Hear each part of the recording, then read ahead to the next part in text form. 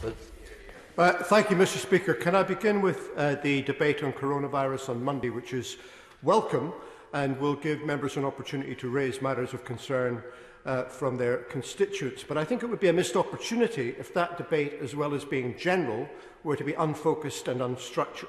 And I therefore would ask the Government whether it can give serious leadership and direction to that debate and spend the weekend with ministers formulating specific proposals to put to the House on Monday.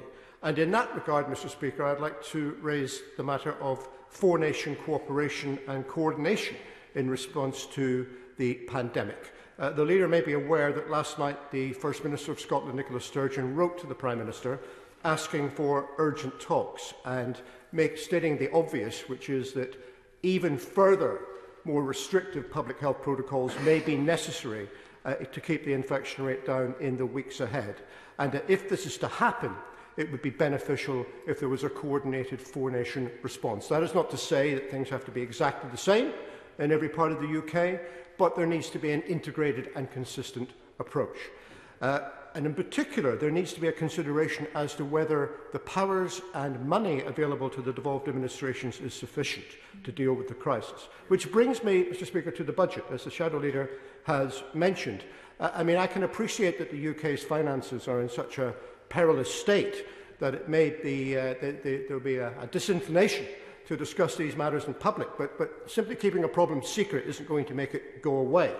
And there is a very particular problem that arises as a consequence of the budget delay, which is that the devolved administrations are unable to set and plan their budgets except in the most provisional of terms.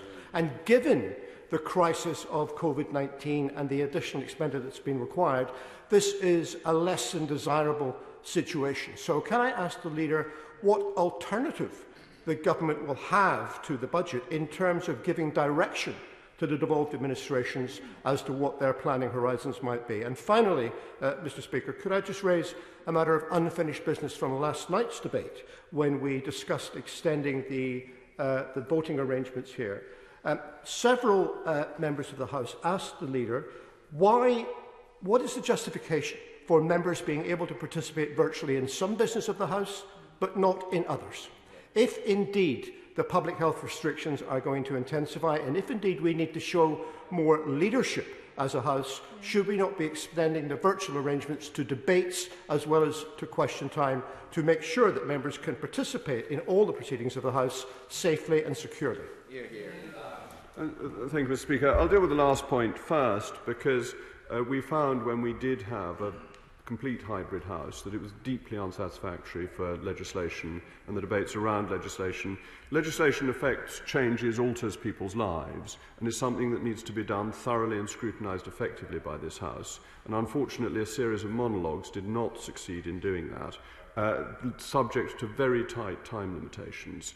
That really was the one bit of the hybrid system that did not work, which is why we have gone back to doing it personally, and we will continue to do that for the foreseeable future.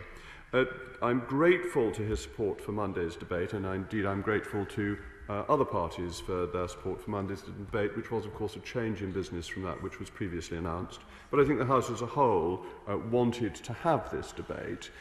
The question of it being general, the difficulty is that there are many points that individuals wish to raise on behalf of their constituents, and there is always the balance to be struck between the general nature of the debate and the specifics of what is going on. But I think allowing members to bring forward individual issues from their constituencies is important. As regards cooperation between the devolved authorities, devolution inevitably leads to differences, and that is part of its purpose, but the leaders of the devolved authorities have been attending COBRA meetings, have been invited into some of them where they have been able to contribute their views. And I think part of the solution, part of the way of tackling the problem, is to have different local options, that we've moved away from the one national approach to widespread national advice followed by very clear regulations, but more detailed regulations in local areas. And I think that fits in with the devolved settlement. The Honourable Gentleman also refers to the money issue.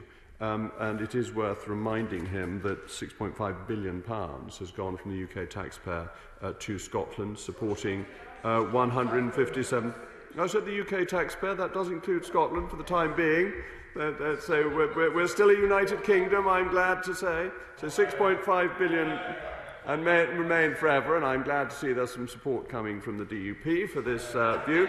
£6.5 billion and 157,000 people have been helped on the self-employed scheme and 779,500 on the furlough scheme. So I'm glad to say that money is going where it is needed because of the strength of the United Kingdom, but that with regard to the budget, you cannot make decisions on policy until you have the facts available to make those decisions upon, and this is such a rapidly changing situation that it would be premature to give any commitments on the budget.